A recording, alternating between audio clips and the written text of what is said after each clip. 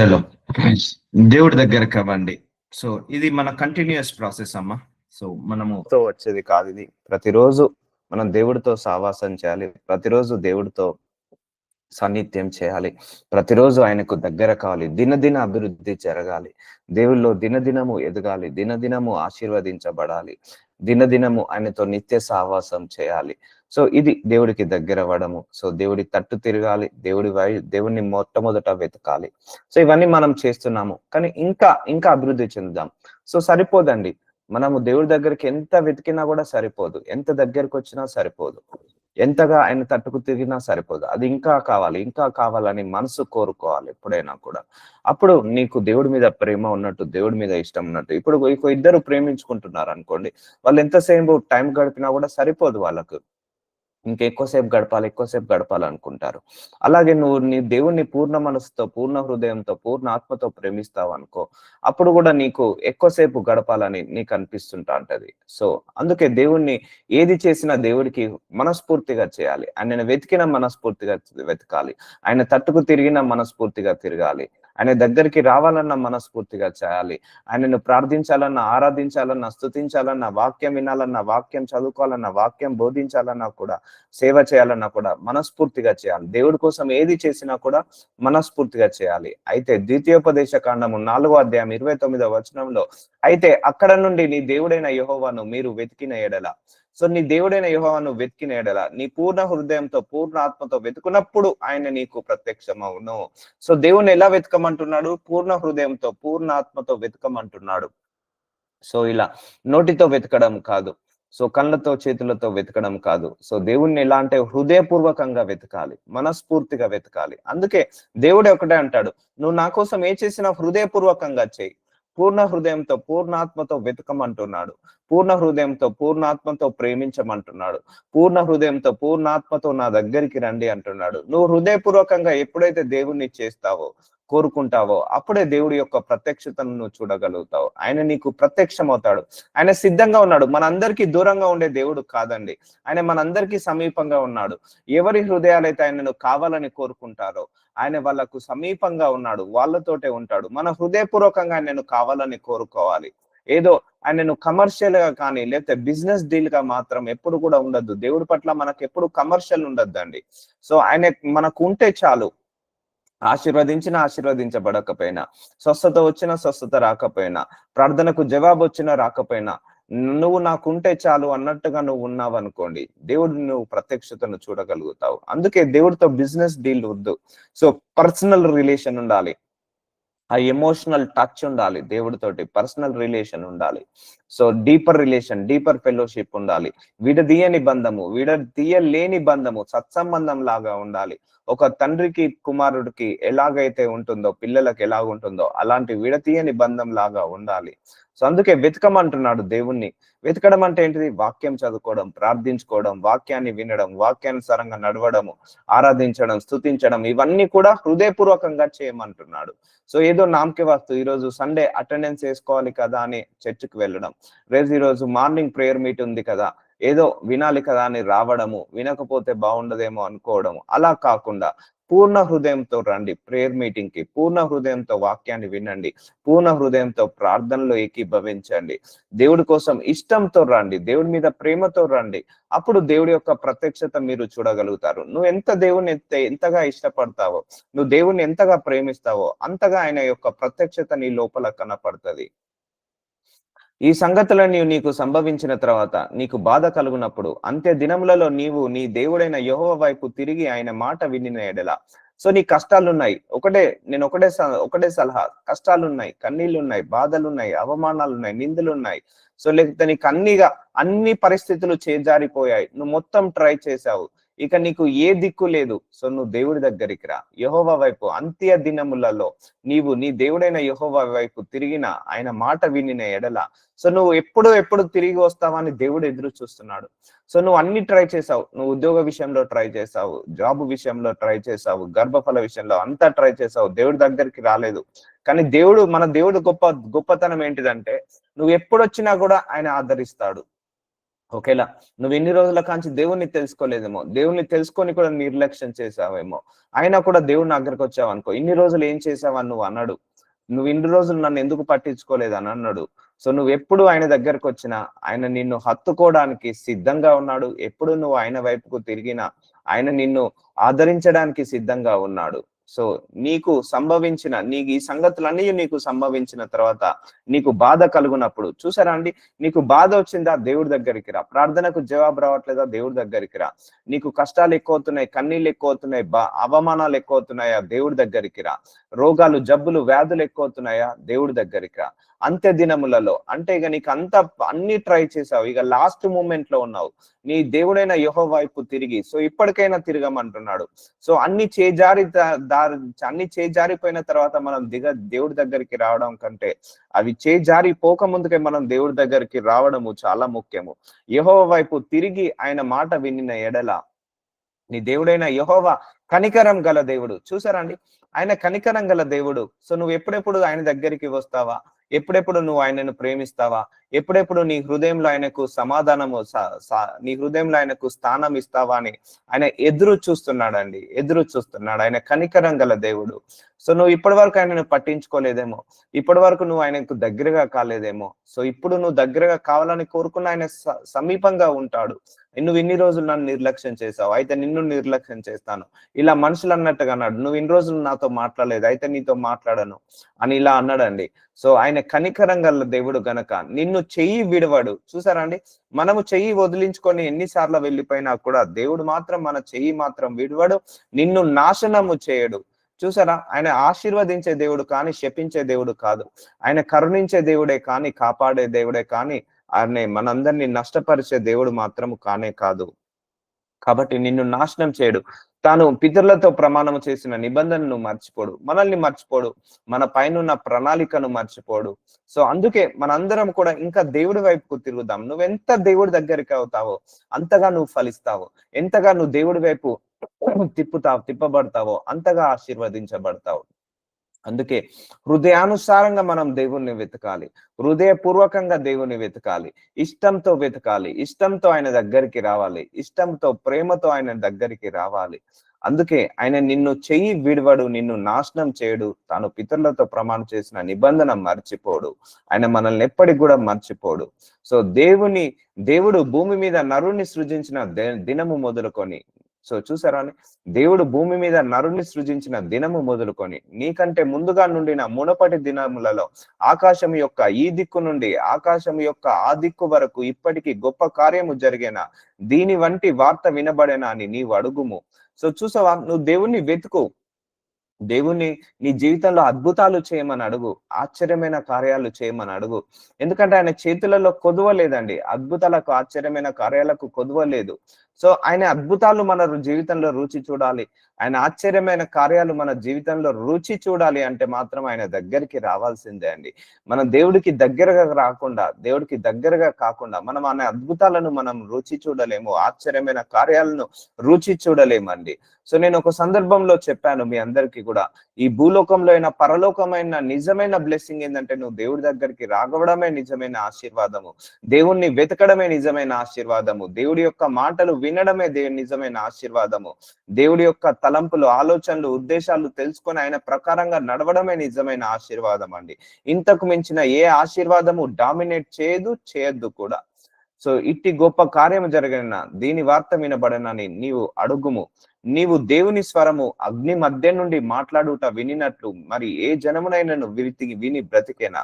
So నువ్వు దేవుణ్ణి అడుగు, ఆయన స్వరాన్ని వినాలని అడగండి, తప్పకుండా ఆయన వినిపిస్తాడు. అయ్యా ప్రతిరోజు నీ స్వరాన్ని వినాలి, ప్రతిరోజు నువ్వు నాతో మాట్లాడు ప్రభువా, ప్రతిరోజు నన్ను ఆశ్చర్యపరచు ప్రభువా, ప్రతిరోజు నిన్ను వెతికే హృదయాన్ని నాకు దయచేయి ప్రభువా. ఈ ప్రేయర్ తప్పకుండా పెట్టుకోండి. ప్రతిరోజు మనం ఆయనను వెతికే హృదయాన్ని దయచేయమని, ప్రతిరోజు ఆయనను ప్రేమించే హృదయాన్ని, ప్రతిరోజు ఆయన లోపల ఎదిగే హృదయాన్ని మనందరికీ దయచేయమని అడగండి. సో వినినట్లు మరి ఏ జనమునైనా విని బ్రతికినా, మీ దేవుడైన యెహోవా ఐగుప్తులో మా కన్నుల ఎదుట చేసిన వాటన్నిటి చొప్పున ఏ దేవుడను శోధనలతోను, సూచన క్రియలతోను, మహత్కార్యములతోను, యుద్ధముతోను, బాహుబలముతోను, చేతితోను, మహాభయకర కార్యములతోను ఎప్పుడైనా నువ్వు వచ్చి ఒక జనములో నుండి తన కొరకు ఒక జనము తీసుకున్న యత్నము చేసిన. చూసారా అండి, మన దేవుడు బలవంతం పెట్టే దేవుడు కాదు. నువ్వు నా దగ్గరికి రా, నా దగ్గరికి రా అని అన్నాడు. నువ్వు మనస్ఫూర్తి ఆయన దగ్గరకు వస్తే ఆయన నిన్ను హత్తుకుంటాడు. మరొకటి, నీ జీవితంలో దేవుడు ఎన్నో కార్యాలు చేశాడు, గుర్తు పెట్టుకోండి. అవన్నీ కూడా అయ్యా ఈ ఈ ప్రార్థన చేయండి. అయ్యా ఆ గడియలో, ఆ సమయంలో, ఆ క్షణంలో మీరు ఆ అద్భుతము చేయకపోతే ఈరోజు నేను ఈ గడియలో, ఈ క్షణంలో ఈరోజు నేను ఇలా ఉండేవాడిని కాదు ప్రభువా అని ప్రార్థించండి. అవును కదండి. ఆ గడి అంటే ఏంటిది మీకే తెలియాలి. ఆ క్షణం అంటే ఏంటిది మీకే తెలియాలి. ఆ విషయం అంటే ఏంటిది మీకే తెలియాలి. ఏ అద్భుతం చేశాడు నీ జీవితంలో. సో అలాంటివి చెప్పుకుంటూ పోతే ఒక బుక్ రాయొచ్చు. దేవుడు మనందరి జీవితాల్లో చేసిన అద్భుతాలు, ఆశ్చర్య కార్యాలు, సూచన క్రియలు, మాత్కార్యాలు చెప్పుకుంటూ పోతే కొన్ని పుస్తకాలే రాయొచ్చు మన జీవితంలో చేసిన వాటికి. అందుకే ఆ గడియలో, ఆ సమయంలో ఆ అద్భుతము చేయకపోతే ఈ గడియలో, ఈ సమయంలో నేను ఇలా ఉండేవాడిని కాదు ప్రభువా. అవునండి, మనందరం ఇలా ఉండేవాళ్ళము కాదు. దేవుడు ఒక గడియలో, ఒక సమయంలో మనందరి జీవితాలలో సూచన క్రియలు చేశాడు, మాత్కార్యాలు చేశాడు, మన పట్ల ఎన్నో యుద్ధాలు చేశాడు, మనల్ని ఇప్పటి వరకు కాచి కాపాడాడు. సో మనల్ని ఇప్పటి వరకు రక్షించుకున్నాడు. కాబట్టి నువ్వు దేని గురించి డిసప్పాయింట్ కాకు. నీకున్న దాన్ని బట్టి సంతోషించు. నీకున్న నీకున్న దాన్ని బట్టి, ఆశీర్వాదాన్ని బట్టి ఆనందించు. దేవుడు నీకు ఏది ఇవ్వాలో అది ఇస్తాడు. అయితే యెహోవా దేవుడేను, ఆయన తప్ప మరి ఒకడు లేడని నీవు తెలుసుకున్నట్లు అది నీకు చూపబడేను. చూసారండి, ఆయన్నే దేవుడు ఉన్నాడు. మనకు ఈ దేవుడు తప్పించి ఇంకా వేరే దేవుడు లేడు. వేరే ఆప్షన్ లేదు, ఉండదు కూడా, ఉండకూడదు కూడా. సో మనకు ఒకటే దేవుడు. అందుకే మనము ఎలా ఉండాలి ఒక్క దేవుణ్ణి. సో నువ్వు ఎలా తెలుసుకోవాలా ఉన్న ఒక్క దేవుణ్ణి. ఇప్పుడు 10 మంది ఉన్నారు అనుకోండి, నీ ప్రేమ 10 మందికి పంచిపెట్టాల్సి వస్తుంది. సో లేకపోతే ఇప్పుడు మనకున్నది ఒకటే దేవుడు కాబట్టి ఆ ఒక్క దేవుడికే మనం ప్రేమ పంచిపెట్టాలి. సో ఒక్క దేవుణ్ణి నమ్మాలి, ఆ ఒక్క దేవుణ్ణి విశ్వసించాలి, ఆ ఒక్క దేవుణ్ణి మనం పాదాలు పట్టుకొని అడగాలి. ఎందుకంటే one and one only option, first and last option మనకు మన దేవుడే. సో ఇంతకు మించి ఇక మనకు సెకండ్ ఆప్షన్ లేదు, ఉండదు, ఉండకూడదు కూడా. సో అందుకే ఆయనే నీ దేవుడు, ఆయనే మన దేవుడు. కాబట్టి ఆయన తప్ప మరి ఒక్కడు లేడని నీవు తెలుసుకున్నట్లు అది నీకు చూపబడేను. సో సో దేవుడు మన జీవితంలో ఎందుకు అద్భుతాలు చేస్తాడంటే నేనున్నాను అని తెలియజేయడానికి, ఆయన మీద విశ్వాసం పెంచుకోవడానికి కూడా అద్భుతాలు చేస్తాడు. ఒకటండి, మనం ఎంతగా దేవుణ్ణి వెతుకుతే అది మనకే ఆశీర్వాదము. మనం ఎంతగా దేవుణ్ణి తెలుసుకుంటే అది మనకే ఆశీర్వాదము. మనం ఎంతగా దేవుడి ప్రత్యక్షతలోకి వెళ్తామో అదే మనకు ఆశీర్వాదము. అందుకే మనందరి హృదయాలు దేవుడి వైపుకు తిప్పాలి. ఇటు ఇటు నువ్వు దేవుడిని స్తుతిస్తూ ఆరాధిస్తూనే నువ్వు ఇంటి పని చేసుకో, వంట పని చేసుకో, ఉద్యోగం చేసుకో. ఇవన్నీ మానుకొని నువ్వు దేవుడితో కూర్చోమని చెప్పట్లేదు. సో దేవుడికి ఇవ్వాల్సిన సమయం దేవుడికి ఇచ్చేసేయి. 24 గంటల్లో 3 గంటలు ఇచ్చేసేయి. మిగిలిన సమయం కూడా సమయం దొరికినప్పుడు ప్రార్థించుకో, సమయం దొరికినప్పుడు ఆరాధించుకో, సమయం దొరికినప్పుడు స్తుతించుకో, సమయం దొరికినప్పుడు వాక్యాన్ని చదువుకో, వాక్యాన్ని మెడిటేట్ చేయి. సో అలా దేవుడితో ఎక్కువసేపు గడుపుతూ ఉండు. ఇంటి పని చేసిన, వంట పని చేసిన ప్రార్థించుకుంటూ చేసుకో, ఉద్యోగం చేసిన ప్రార్థించుకుంటూ చేసుకో. సో ప్రతి దినము, క్షణ క్షణము, గడియ గడియ, గంట గంట మనం దేవుడితో ఇట్లా కనెక్ట్ అయితూనే ఉండాలి. నువ్వు నడుచుకుంటూ వెళ్ళినా ప్రార్థించుకో. లేకపోతే నువ్వు వంట పని చేసుకుంటున్నా కూడా ప్రార్థించుకుంటూ చేసుకో. సో అలా చేసుకుంటూ ఉండండి. ఇంకా దేవుడి యొక్క ప్రత్యక్షతను నీకు చూస్తావు. నీకు బోధించుటకు ఆయన ఆకాశం నుండి తన స్వరమును నీకు వినిపించెను. చూసారండి, ప్రతిరోజు మనందరితోటి ఈ వాక్యం ద్వారా మాట్లాడుతున్నాడు. సో మనందరికి బోధిస్తున్నాడు. ఈ వాక్యాలన్నీ కూడా మాటల ద్వారా మాట్లాడుతున్నాడు. ఆయన ఆకాశం నుండి తన స్వరమును నీకు వినిపించును. భూమి మీద తన గొప్ప అగ్నిని నీకు చూపినప్పుడు ఆ అగ్ని మధ్య నుండి ఆయన మాటలను నీవు వింటివి. చూసారా అండి, ఆయన మనందరికి సమీపంగా ఉండే దేవుడు. అడగండి దేవుణ్ణి, అయ్యా నీ స్వరము వినాలి, అయ్యా నీతో ప్రతిరోజు కనెక్ట్ కావాలి, నాకు దైవజనుడి ద్వారా మాట్లాడండి, లేకపోతే మీరే స్వయంగా మాట్లాడండి, లేకపోతే వాక్యం ద్వారా మాట్లాడండి అని అడగండి. దేవుడు తప్పకుండా వస్తాడు. ఎప్పుడంటే మనం దగ్గరైనప్పుడు ఆయన స్వరాన్ని వినగలుగుతామండి. ఆయన దగ్గర కాకుండా ఆయన స్వరాన్ని మనం వినలేము. ఇప్పుడు నేను మీ ముందు ల్యాప్టాప్ ముందు కూర్చొని చెప్తున్నాను, మీకు వినపడుతుంది. ఇప్పుడు నేను వేరే రూమ్ లోకి వెళ్ళి మాట్లాడాను అనుకోండి, మీకు వినపడదు. అలాగే దేవుడు కూడా మనందరితో మాట్లాడాలనే ఆశ పడుతున్నాడు. దేవుడు కూడా మనందరితో మాట్లాడుతున్నాడు, కానీ మనము సరిగా పట్టించుకోవట్లేదు, వినబడట్లేదు, అర్థం చేసుకోవట్లేదు. ఎందుకంటే మన హృదయాలు ఇంకా దేవుడి వైపు కాకుండా లోకం వైపు తిప్పబడ్డాయి. కాబట్టి మన హృదయాలన్నీ కూడా దేవుడి వైపుకు తిప్పినప్పుడు నీ యొక్క మనస్సులో నుంచి ఆయన మాట్లాడతాడు. దేవుడి యొక్క మాట్లాడేది హృదయంతో మాట్లాడతాడండి. మన యొక్క కిడ్నీతో, లివర్ తో కాదు, ఐస్ తో కాదు, మన హృదయంతో ప్రేరేపణ ద్వారా మాట్లాడతాడు. అందుకే మన హృదయం ఎప్పుడు కూడా దేవుడి వైపుకు తిప్పబడాలి. హృదయం ఎప్పుడు కూడా చెడిపోకుండా చూసుకోవాలి. సో ఆయన స్వరాన్ని ఆయన మనకు బోధిస్తున్నాడండి. సో ఆయన మనల్ని విడిచిపెట్టలేదు. సో ఈ ప్రేయర్ మీటింగ్ అదృశ్యం. ప్రతిరోజు మనల్ని చేయి పట్టుకొని నడిపిస్తున్నాడు అంటే ఆయన మనల్ని విడిచిపెట్టలేదు, మనల్ని వదిలిపెట్టలేదు. నేనున్నాను నీకు, నువ్వు భయపడకు అని వాక్యం ద్వారా మనల్ని నేర్పిస్తున్నాడు, టీచ్ చేస్తున్నాడు, మనందరికీ కూడా గైడ్ చేస్తున్నాడు. ఒక మెంటర్ లాగా, ఒక టీచర్ లాగా గైడ్ చేస్తున్నాడు ఈ వాక్యం ద్వారా. ఆయన నీ పితరులను ప్రేమించను గనుక వారి తర్వాత వారి సంతానమును ఏర్పరచుకొనేను. చూసారండి, మనల్ని మాత్రమే కాదు, మన నెక్స్ట్ జనరేషన్స్ కూడా మన దేవుడు ఈయననే. ఆయన మనల్ని మాత్రమే కాదు, మన నెక్స్ట్ జనరేషన్స్ కూడా ప్రేమిస్తున్నాడు. మన పూర్వపు జనరేషన్ ని కూడా ప్రేమించాడు. ఆయన మనందరినీ కూడా ఏర్పరచుకున్నాడు అండి.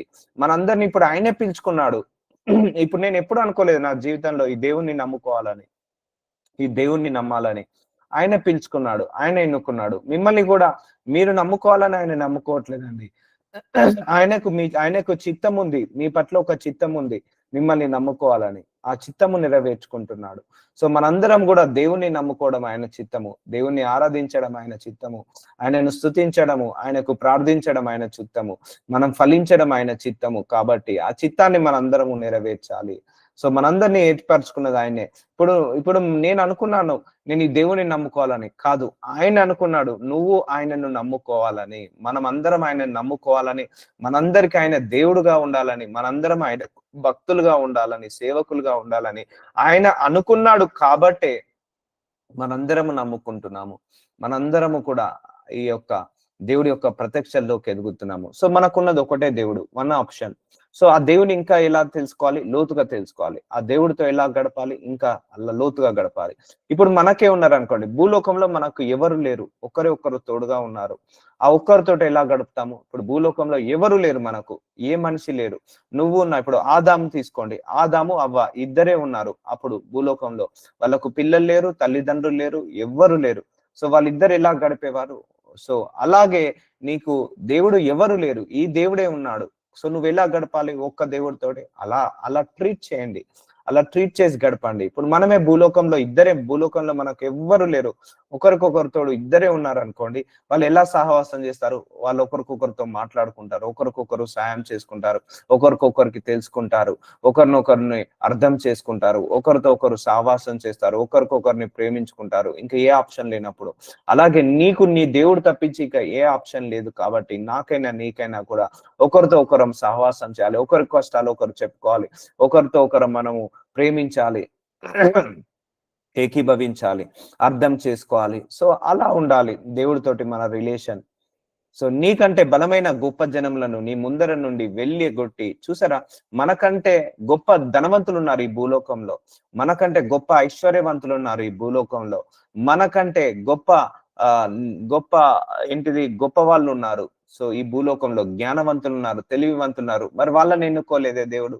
నిన్ను నన్ను ఎందుకు ఎన్నుకున్నాడు? సో అర్థమవుతుందా అండి? ఈ భూలోకంలో కొన్ని వేల కోట్ల ఆస్తున్న వాళ్ళు దగ్గర జీసస్ క్రైస్ట్ లేడు. ఎంతో జ్ఞానం ఉన్న, ఎంతో తెలివి ఉన్న వాళ్ళ దగ్గర జీసస్ క్రైస్ట్ లేడు. కానీ మనందరి జీవితంలో జీసస్ క్రైస్ట్ ఉన్నాడు. సో ఇప్పుడు వాళ్ళకంటే మనం గొప్పనా కాదా? ఒక 10,000 కోట్ల ఆస్తున్న వాడి కంటే మనం గొప్పనా కాదా? గొప్పమే. అందుకే దేవుడు నీకంటే బలమైన, సో మనకంటే బలవంతులు ఉన్నారు ఈ లోకంలో, మనకంటే జ్ఞానవంతులు ఉన్నారు, మనకంటే ఆస్తివంతులు ఉన్నారు, మనకంటే గొప్ప వాళ్ళు ఉన్నారు. కానీ వాళ్ళ జీవితంలో జీసస్ క్రైస్ట్ లేడు. మనందరి జీవితంలో గొప్ప జీసస్ క్రైస్ట్ ఉన్నాడు. అందుకే నీకంటే బలమైన గొప్ప జనములను నీ ముందర నుండి వెళ్ళగొట్టి నిన్ను ప్రవేశపెట్టి, చూసారా, మనల్ని ప్రవేశపెడుతున్నాడు, పరలోక రాజ్యంలోకి మనల్ని తీసుకెళ్తున్నాడు. ఆయన నేడు చేయుచున్నట్లు వారి దేశమునకు నీకు స్వాస్థంగా ఇచ్చుటకై నీకు తోడుగా నుండి. చూసారా అండి, మనం ఏ దేశంలో ఉన్నా కూడా ఆ దేశంకి దేవుడు తోడుగా ఉండి ఐగుప్తుల నుండి తన మహాబలము చేత నిన్ను వెలుపలకి రప్పించెను. సో మనందరినీ కూడా దేవుడు ఇలా కాచి కాపాడుతున్నాడు. మనకంటే గొప్ప వాళ్ళు ఉన్నారండి భూలోకంలో, జ్ఞానవంతులు ఉన్నారు, ఐశ్వర్యవంతులు ఉన్నారు, ధనవంతులు ఉన్నారు. కానీ వాళ్ళందరినీ పిలుచుకోలేదే దేవుడు. మరి మనల్ని ఎందుకు పిలుచుకున్నారు? So we are something special to God.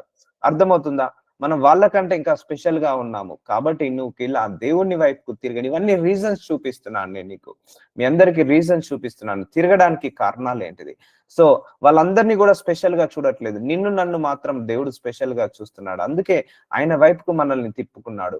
So మనకున్నది ఒకటే దేవుడు కాబట్టి ఆ ఒక్క దేవుని ఇంకా లోతుగా ప్రేమిద్దాము, లోతుగా తెలుసుకుందాము, లోతుగా ఆరాధిద్దాము, లోతుగా సేవిద్దాము. ఎందుకంటే మనము ఆయనకు స్పెషల్ గా ఉన్నప్పుడు మనకు కూడా ఆయన స్పెషలే. మనకు ఆయన ఫస్ట్ ప్రియారిటీ ఇచ్చినప్పుడు మనము కూడా ఆయనకు ఫస్ట్ ప్రియారిటీ ఇద్దాము. మనకు ఆయన ఇంపార్టెన్స్ ఇచ్చినప్పుడు మనం కూడా ఆయనకి ఇంపార్టెన్స్ ఇద్దాం. మనం ఫస్ట్ ఆయనకు మనము ప్రథమ ఫలం అండి. మనము ఆయనకు జ్యేష్ఠ పుత్రులం లాంటి వాళ్ళము, ప్రథమ ఫలము లాంటి వాళ్ళము. మనందరము కూడా ఆయనకు ఫస్ట్ ప్రియారిటీ. మనం కూడా దేవుడికి అన్ని విషయాలలో ఫస్ట్ ప్రియారిటీ ఇస్తే నిన్ను కూడా దేవుడు అన్ని విషయాలలో ఫస్ట్ గా ఉంచుతాడు. నీ ధనములో ఫస్ట్ గా ఉంటాడు, నీ పర్సనల్ లైఫ్ లో, ప్రొఫెషనల్ లైఫ్ లో ఫస్ట్ గా ఉంచుతాడు, నీ ప్రాస్పరిటీలో ఫస్ట్ గా ఉంచుతాడు.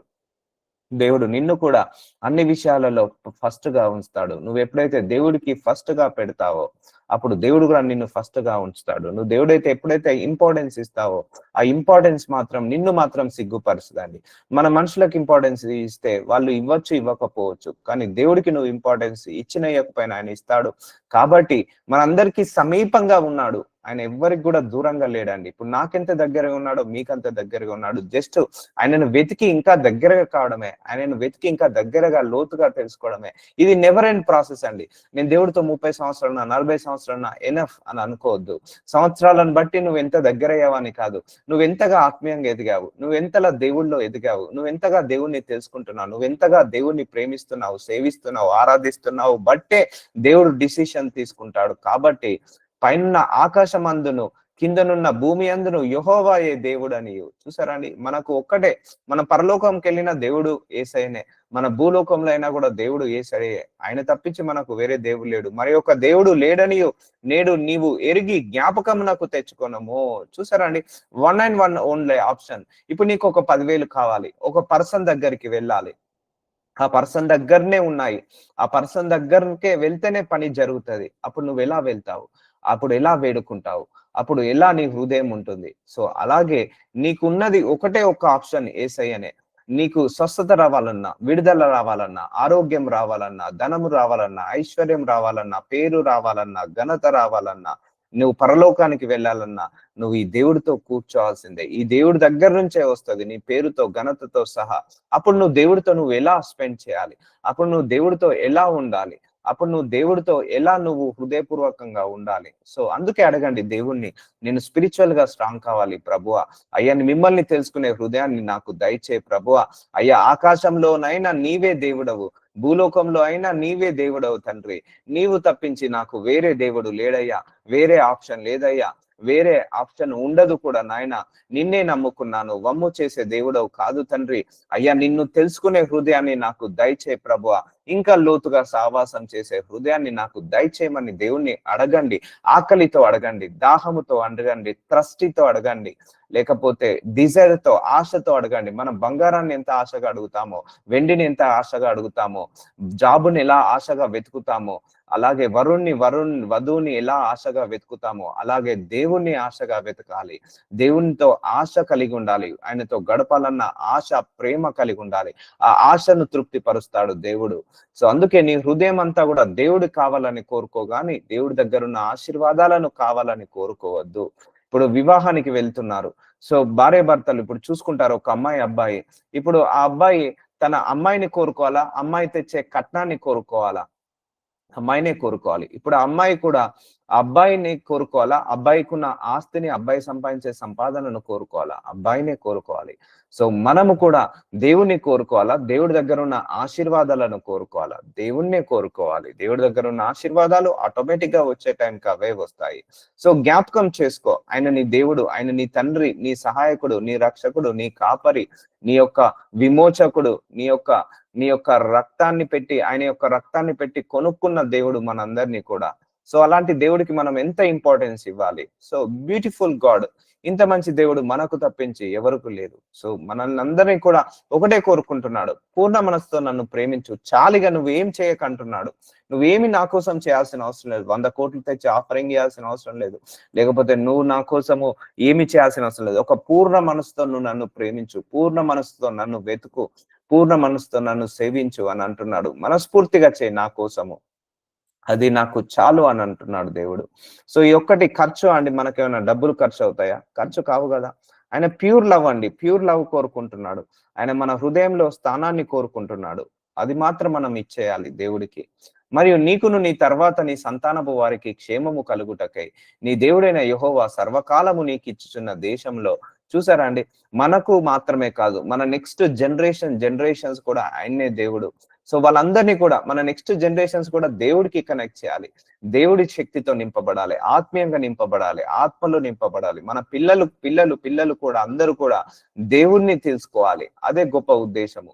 ఇప్పుడు మనం ఎలాగైతే భూలోకానికి వచ్చి దేవుణ్ణి తెలుసుకున్నామో, మన పిల్లల్ని కూడా భూలోకానికి పంపించింది దేవుడే. మనము మన పిల్లలకి టీచ్ చేసి వాళ్ళందరి హృదయాలను కూడా దేవుడి వైపు తిప్పాలి. సర్వకాలం నీకు ఇచ్చుచున్న దేవిష్యలో నీవు దీర్ఘాయుమంతుడగున్నట్లు, చూసారా అండి, మనందరికీ దీర్ఘాయువుడు ఇచ్చే దేవుడు. నేడు నీకు ఆజ్ఞాపించుచున్న ఆయన కట్టలను ఆజ్ఞలను నీవు గైకొనవలెను. ఈ భూలోకానికి మనం వచ్చింది ఒకటే అండి, ఆయనను తెలుసుకొని, ఆయన కట్టడాలు, ఆయన శాసనాలు, ఆయన ఆజ్ఞలను తెలుసుకొని, బైబిల్ చదువుకొని, ఆ బైబిల్ ప్రకారంగా బైబిల్లో ఉన్న దేవుణ్ణి తెలుసుకొని ఈ లోకయాత్ర ముగించి వెళ్ళడమే, ఆశీర్వదించబడి ముగించి వెళ్ళడమే. అందుకే మనం ఈ భూలోకానికి వచ్చాము. సో భూలోకానికి వచ్చిన మొట్టమొదటి మన బాధ్యత, పరలోకంలో ఉన్న దేవుణ్ణి నువ్వు భూలోకంలో తెలుసుకొని, ఈ భూలోకంలో నీ పరలోకపు దేవుణ్ణి మహిమపరిచి, ఇక్కడ నువ్వు ఆశీర్వదించబడి నువ్వు ద్వారా అనేక మందికి ఆశీర్వాదకరంగా మార్చి, అక్కడి నుంచి నువ్వు దేవుడి దగ్గరికి వెళ్ళడమే దేవుడి యొక్క చిత్తము. కాబట్టి మనము ఎంతగా తెలుసుకుంటే అంతగా మనకు ఆశీర్వాదము. సో ఒకటే అండి, ఇప్పుడు మన నిత్యము దేవుడితో సహవాసము ఎప్పుడు కూడా మనల్ని సిగ్గుపరచదు, ఎప్పుడు కూడా మనల్ని అవమానపరచదు. సో అందుకే మనము ఎంత వీలైతే అంతగా తిప్పాలి. అవును, ఈ లోకం ఉంది, మనం శరీరంలో ఉన్నాము, ఈ లోకాశ, నిద్రపు, జీవపు డంబము అన్ని కూడా వస్తుంటా ఉంటాయి, టెంప్ట్ చేస్తుంటా ఉంటాయి, మనం తప్పిపోవాల్సి వస్తుంటా ఉంటది. తప్పిపోవద్దు, stick with God only, continue your relationship with God only. ఉపద్రవం వచ్చినా, శ్రమలు వచ్చినా, పోరాటాలు వచ్చినా కూడా ఆ దేవుడితో ఆ సత్సంబంధం మాత్రము వదులుకోవద్దు, ఆ ఫెలోషిప్ మాత్రం విడివ పెట్టద్దు. చాలా మందికి డ్యూయల్ మైండ్ సెట్ ఉంటది, అంటే సిచ్యువేషన్ బట్టి, ఆ యొక్క పరిస్థితులను బట్టి, సర్కమ్స్టాన్సెస్ బట్టి దేవుడితో గడపాలా గడపద్దా, ఆశీర్వాదం ఇస్తే గడుపుతా, ఇవ్వకపోతే గడపను. No, that is not a business deal. So దేవుడితో ఎట్లుండాలంటే కంప్లీట్ గా ఒక మ్యాగ్నెట్ కి ఐరన్ ఎలాగైతే అతుక్కొని ఉంటుందో, మనం దేవుడికి అలాగా అతుక్కొని ఉండాలి. కీర్తన గ్రంథం 63వ అధ్యాయం 1వ వచనం, దేవా నా దేవుడవు నీవే, వేకువనే నిన్ను వెతుకదన్ను. చూసారా, ఆయనే మన దేవుడు. లేవగానే వెతకాలి, వేకువనే, ఎర్లీ మార్నింగ్ లేవగానే ఫస్ట్ ప్రార్థించుకో, మోకరించు. ఒక 2 నిమిషాలన్నా లేవగానే మోకరించి ఒకటే మాట అనండి, లేవగానే మోకరించి, thank you Jesus for everything, and thank you Jesus for giving this day and give the another day to leave for you. అయ్యా, ఈ రోజు నాకు ఇచ్చినందుకు వందనాలు, ఈ రోజు నేను నీ చిత్త ప్రకారము బ్రతకాలి, నాకు ఇంకొక రోజుని నాకు దయచేయండి, నాకు నా కుటుంబానికి అని ప్రార్థించండి. లేవగానే నీ మోకాళ్ళు, నీ యొక్క కాళ్ళు, మోకాళ్ళు భూమి మీద ఆని thank you Jesus for everything అని అనండి చాలు. లేవగానే ఆయనను వెతకండి, లేవగానే థ్యాంక్ యూ జీసస్ అనుకుంటా, నోటితో అనుకుంటా లేవండి. సో లేవగానే ప్రార్థించుకోండి, లేవగానే బైబిల్ చదువుకోండి, అదే ఆశీర్వాదం. మొదటి గడియ, మొదటి సమయం, కళ్ళు తెరవగానే మొదటి గడియ దేవుడికే, దేవుడి నామాన్ని స్మరిస్తూ థ్యాంక్ యూ జీసస్ అని స్మరిస్తూ నువ్వు లే చాలు. సో నిన్ను వెతుకుదును, నీ బలమును, నీ ప్రభావమును చూడవలనని పరిశుద్ధాలయమందు నేను ఎంతో ఆశతో నీ తట్టు కనిపెట్టి ఉన్నాను. చూసారా, ఆశతో ఉండాలి, ఆశతో దేవుడి వైపుకు తిరగాలి, ఆశతో, ఆకలితో, దాహముతో వెతుక్కోవాలి. దేవుని బర్నింగ్ సెన్సేషన్ అంటారు కదా, ఈ దేవుణ్ణి తెలుసుకోవాలన్న బర్నింగ్ సెన్సేషన్, ఈ దేవుడితో గడపాలన్న బర్నింగ్ సెన్సేషన్ ఉండాలి. మన లోపల హృదయంలో ఒక బర్నింగ్ ఉండాలి ఎప్పుడు కూడా. ఆశతో నీ తట్టు కనిపెట్టి ఉన్నాను. ఆశతో తిరగాలి, ఆశతో వెతకాలి, ఆశతో ఆశతో సేవ చేయాలి, ఆశతో వాక్యాన్ని బోధించాలి, ఆశతో వాక్యాన్ని చదువుకోవాలి, ఆశతో తన దేవుణ్ణి దగ్గరికి కావాలని కోరుకోవాలి. నీళ్లు లేక ఉన్న దేశమందు నా ప్రాణము కొరకు తృష్టగొని ఉన్నది. నీ మీద ఆశ చేత నిన్ను చూడవలనని నా శరీరము కృషించుచున్నది. చూసారండి, నలగొట్టుకోవాలి శరీరాన్ని, దేవుడిని వెతకాలని, దేవుడికి దగ్గరగా కావాలని, సో దేవుడిలో కలవాలని, దేవుడితో ఏకం కావాలని, దేవుడితో గడపాలని నలగొట్టుకోవాలి. సో చూసారా, నీళ్లు లేక, ఒక దేశంలో నీళ్లు లేకపోతే ఎలాగైతే ప్రాణం విలవిలలాడుతుందో, నీ దేవుడు లేకపోతే అలాగే నువ్వు విలవిలలాడాలి. అయ్యో ఈరోజు నేను బైబిల్ చదువుకోలేదే అని ప్రాణం విలవిలలాడాలి. అయ్యో నేను ఈరోజు ప్రార్థన చేయలేదే అని ప్రాణం విలవిలలాడాలి.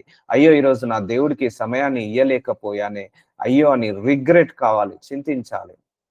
అంతేకాని నా ప్రార్థనకు జవాబు రాలేదని చింతించడము, లేకపోతే నేను అనుకున్నది దక్కలేదని చింతించడం కాదు.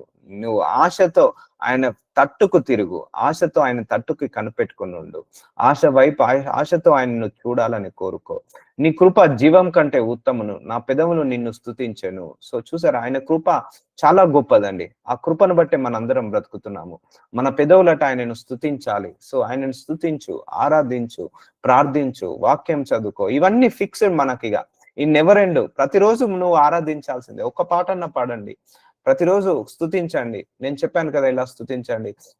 ఆదుకునే దేవుడవు, ఆదరించే దేవుడవు, సహాయం చేసే దేవుడవు, హెచ్చించే దేవుడవు, బలపరిచే దేవుడవు, రాజులకు రాజు, ప్రభులకు ప్రభు, దేవాది దేవ, సర్వోన్నతుడా, సర్వశక్తిమంతుడా, నీతిమంతుడా, న్యాయ నిర్ణేత, కరుణామయుడ, కృపామయుడ, ప్రేమమయుడ, వాక్యారూపివి, ప్రేమస్వరూపివి, నిత్య స్తోత్రులకు అర్హుడవు, సర్వాన్ని సృష్టించిన సర్వ సృష్టికర్తవు, ఈ సృష్టిలో మమ్మల్ని కూడా సృష్టించారు. సో ఇది స్తుతించడము. సో అలా స్తుతిస్తుండు పెదవులతోటి, నీకు ఆటోమేటిక్ గా అన్ని వస్తాయండి. నువ్వు దేవుణ్ణి స్తుతిస్తుండు, దేవుణ్ణి ఆరాధిస్తుండు, దేవుణ్ణి ప్రేమిస్తుండు, దేవుణ్ణి వెతుకుతూ ఉండు, అండ్ వెతుకుతూ ఉండు, అప్పుడు నీకు అన్ని కూడా మేలే జరుగుతుంటా అంటది. సో అట్లా నువ్వు కనెక్ట్ గా ఉండాలి దేవుడితోటి, ఆల్వేస్ కనెక్టివిటీలో ఉండాలి.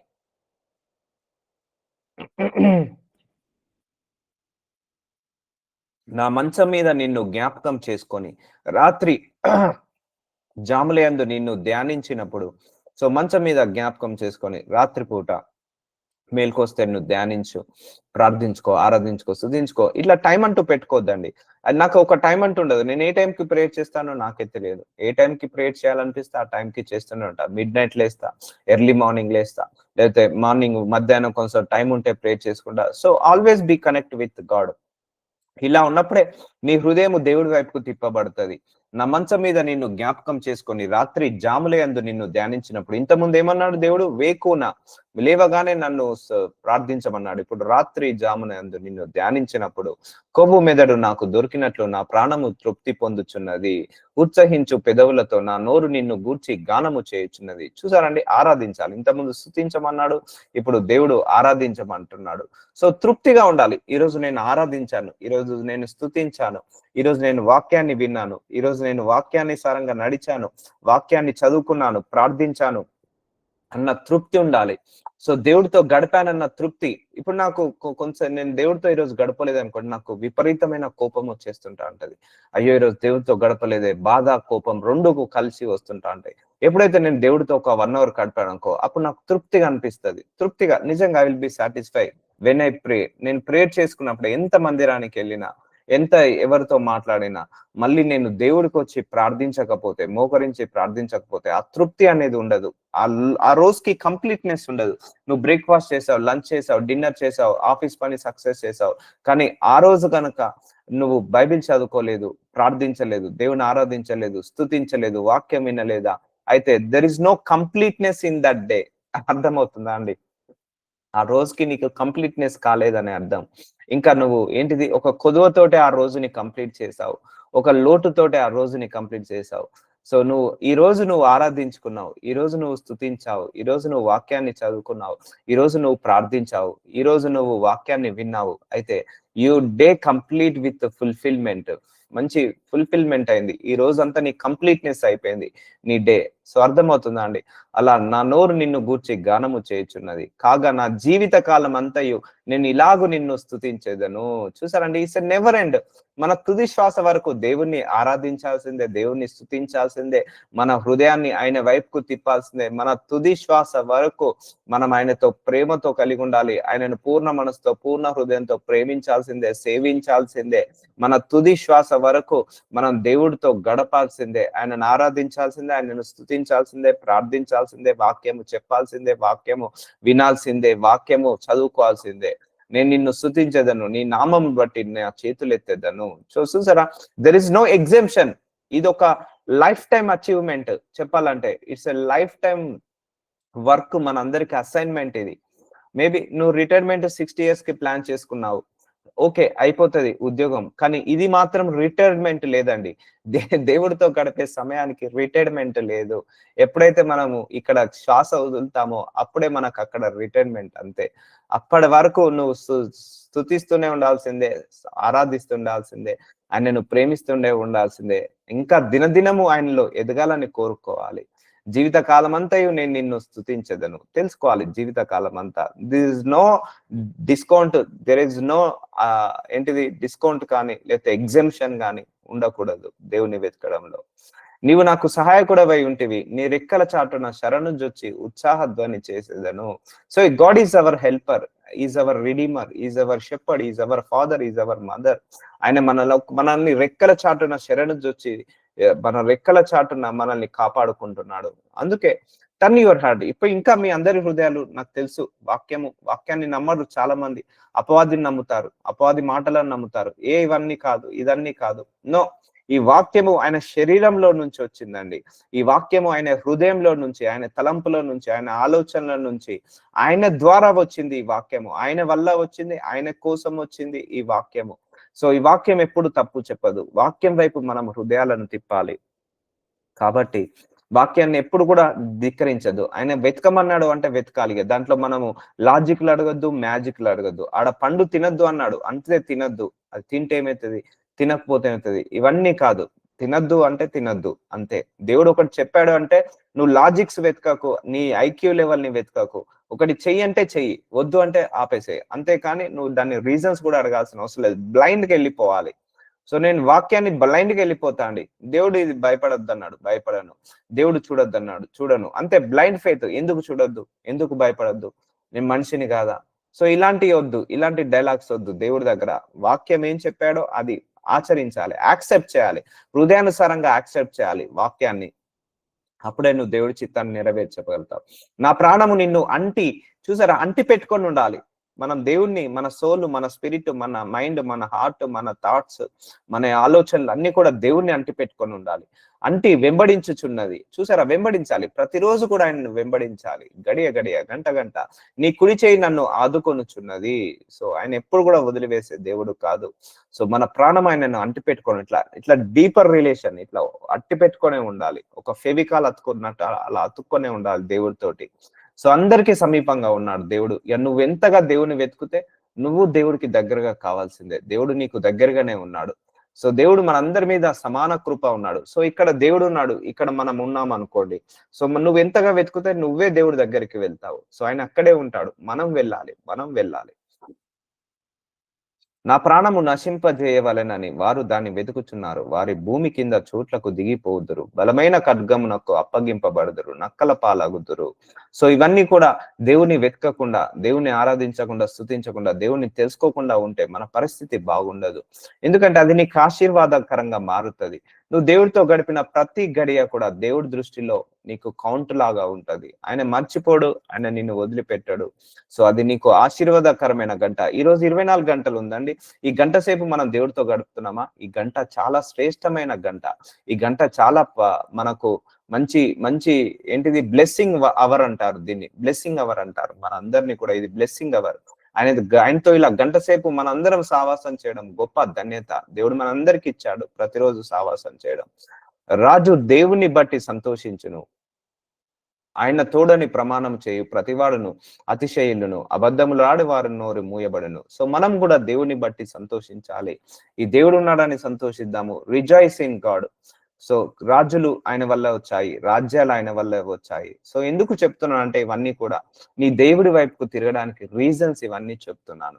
సో ఇంకా కూడా మీ హృదయాలు దేవుడి దగ్గర ఉంటే ఒకటే ప్రార్థించండి, అయ్యా దేవుడి ద్వారా వాక్యాన్ని చెప్పావు, ఈ వాక్యాన్ని నా వైపుకు తిప్పండి నాయన, నా జీవితంలో నెరవేర్చాలని ప్రార్థించండి.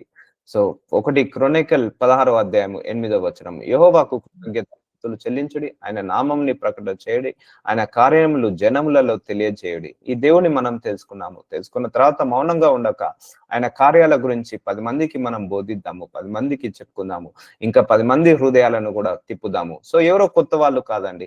నాకు చాలా బాధ కలిగిన విషయం, ఈవెన్ దేవుని నమ్ముకున్న ఆయన ప్రజలు కూడా దూరంగా బ్రతుకుతున్నారు ఆయనకు. సో కొత్త వాళ్ళను కాదు, రక్షించబడిన ఆత్మలు కూడా ఇంకా దూరంగా బ్రతుకుతున్నాయి. రక్షించాల్సిన కొత్త ఆత్మల గురించి పక్కన పెడితే, రక్షించబడిన ఆత్మలు ఏవైతే ఉన్నాయో వాళ్ళు కూడా దేవుడికి దూరంగా బ్రతుకుతున్నారు. సో వాళ్ళు కూడా ఇంకా దేవుడి దగ్గరగా కాలేదు. 20-30 సంవత్సరాలు ఈ దేవుణ్ణి తెలుసుకొని కూడా అయినా కూడా దేవుడి దగ్గరికి రాలేకపోతున్నారు. దేవుడి వైపుకి వాళ్ళ హృదయాన్ని తిప్పలేకపోతున్నారు. దేవుణ్ణి నమ్ముతున్నారు కానీ లోకంలో కలుస్తున్నారు, లోకానుసారంగానే బ్రతుకుతున్నారు. సో మనందరం కూడా అలాంటి వాళ్ళని కూడా గైడ్ చేసి దేవుడి వైపుకు తిప్పుదాము. సో ఇప్పటి నుంచి మన శేష జీవితం అంతా కూడా మనకుంటది. ఒక 5 సంవత్సరాల్లో మనం ఇంత సంపాదించాలి, అంత సంపాదించాలి. నేను కాదనను, వద్దు అనను. సో కారు కొనుక్కోవాలి, వద్దు అనను. మంచి పెద్ద కారు కొనుక్కోవాలి, వద్దు అనను. మంచి ఇల్లు కొనుక్కోవాలి, అంతకంటే పెద్ద ఇల్లు మళ్ళీ కొనుక్కోవాలి. సో అలాగే నువ్వు దేవుల్లో కూడా అలా అభివృద్ధి చెందాలి. ఆస్తిలో ఎదుగుతున్నట్టుగా, ఆ ధనములో ఐశ్వర్యంలో ఎదుగుతున్నట్టుగా నువ్వు దేవుల్లో కూడా అలా ఎదుగుతూ ఉండండి. అదే మనకు ఆశీర్వాదము. ఇటు దేవుళ్ళు ఎదగాలి, ఇటు ఆత్మను వర్ధిల్లాలి, అన్ని విషయాలలో వర్ధిల్లాలి అని దేవుడు సెలవిచ్చాడు. సో ఫస్ట్ మనం ఆత్మ మీద ఫోకస్ చేద్దాము, మిగిలిన అన్నిటి మీద కూడా ఆటోమేటిక్ గా మనము పొందుకోవచ్చు. So God bless you all of you.